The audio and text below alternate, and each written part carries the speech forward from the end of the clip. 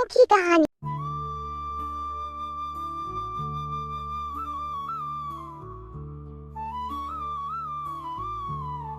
श्यामनगर गांव में दो बहनें रहती थीं, रूपवती और गुणवती। दोनों अपने माता पिता के साथ रहती थीं। रूपवती हमेशा सजने संवरने में लगी रहती थी। वह अक्सर अपनी बहन से कहती, थोड़ा तू भी सच संवर लिया कर गुणवती। ऐसी शक्ल देखेंगे तो लोग डर ही जाएंगे, इसीलिए थोड़ा सजा भी कर थोड़ी। वह घर का सारा काम करती थी और माता पिता के साथ बहुत प्यार से पेश आती थी। हमारी गुणवती अब बड़ी हो गई है, क्यों न उसके लिए कुछ लड़के देखे जाए। कल वैसे भी एक लड़के वाले आ रहे हैं, तुम्हारा क्या विचार है? अरे ये तो बहुत ही नेक विचार है, सही कहा। कल वैसे भी मैं सारा इंतजाम करके रखूंगी। लड़के वाले देखने आए, लेकिन उन्होंने गुणवती को नहीं, रूपवती को पसंद कर लिया। हमें ये आपकी बिटिया बहुत ही पसंद है। मैं तो इसे सोने चांदी में भी तौल दूंगी।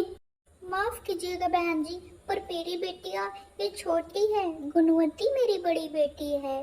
अरे बहन जी, आप इसे स्वीकार कीजिए, मेरी पसंद यही है।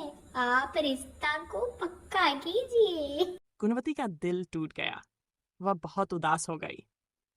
रूपवती ने ताना मारा, देखा, तू कितनी खूबसूरत है, तुझे कौन ही भला पसंद करेगा। देखा मैं कितनी खूबसूरत हूँ जो मुझे तुरंत पसंद कर लिया। इसीलिए कहती हूँ काली कलुठी जैसा बनके मत घुमा कर, कुछ मेकअप भी कर लिया कर। रूपवती की शादी हो गई और वह ससुराल चली गई। गुणवती अब पूरे घर का काम अकेले करने लगी। पता नहीं बीना, मैं इतनी बदसूरत क्यों हूँ। मुझे कोई नहीं पसंद करता, रिश्ते भी आते हैं चले जाते हैं। मुझे भगवान ने ऐसा क्यों बनाया है। तुम चिंता मत करो गुणवती, तुम्हारे लिए जरूर कोई न कोई लड़का होगा बना, जो तुम्हारे रूप सौंदर्य से नहीं, तुम्हारे दिल के अंतरात्मा से प्यार करेगा। तुम बहुत ही अच्छी हो।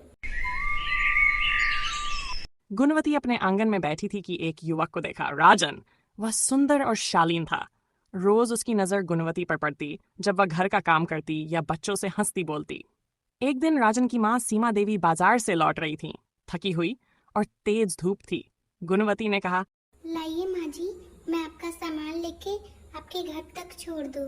वैसे भी आप थकी हुई लग रही हैं और धूप भी बहुत है। वही रास्ते में मेरा घर है बेटिया, तू तो बहुत ही भली है। वह उसे अपने घर तक ले गई और अंदर बुलाकर चाय पिलाई। राजन ये सब देख रहा था और मन ही मन मुस्कुरा रहा था। मुझे ये लड़की बहुत पसंद है राजन, क्या विचार है तेरे?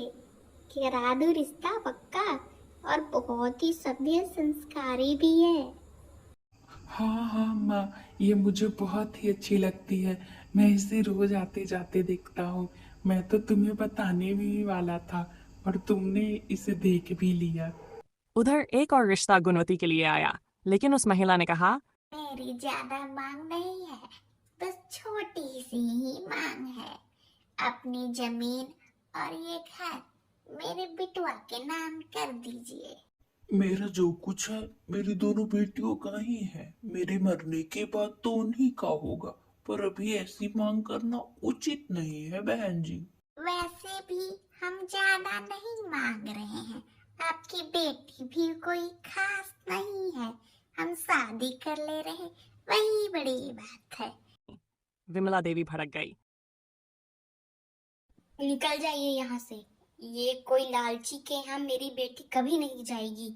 मैं पूरी जिंदगी उसे रख लूंगी, पर किसी लालची के हाथों कभी नहीं सौंपूंगी।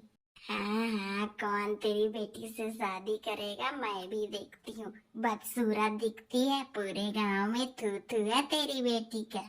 रखना बैठा के, देखती हूँ कौन ले जाएगा। कुछ देर बाद सीमा देवी आई। उन्होंने कहा, मुझे आपकी बेटी बहुत पसंद है, ये बहुत संस्कारी भी है, और इसके लिए मैं अपनी बेटी का हाथ मांगने आई हूँ। आप ये रिश्ता पक्का समझें। जगन और विमला भावुक हो गए।